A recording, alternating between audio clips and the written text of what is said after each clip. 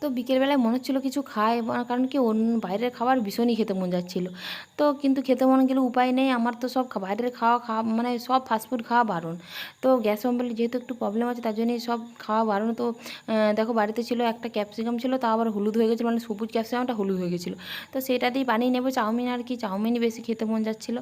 তো ঈশান গেছে একটু বাইরে, মানে একটু দাদু মানে শ্বশুরমশাইয়ের বাড়িতে গেছে।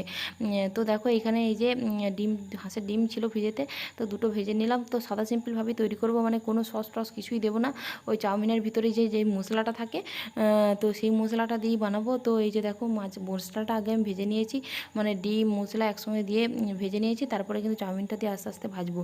তারপরে দেখো তোমার দাদাভাইও বেশ এইসব খাবার একদমই পছন্দ করে না, আবার আমি আর ঈশানই খুব পছন্দ করি। যেহেতু ওর মুরগির ডিম খাওয়া মানে বারণ। তো হচ্ছে যে দেখো কথা বলতে পারছি না, মানে এমন অবস্থা, ঠোঁটে একটা ঘা হয়েছে, তো কথা বলতেই মানে কষ্ট হচ্ছে আর কি। তো দেখো সন্ধ্যেবেলা এই যে আমার শ্বশুরমশাই এসেছিলো ঈশানকে দিতে।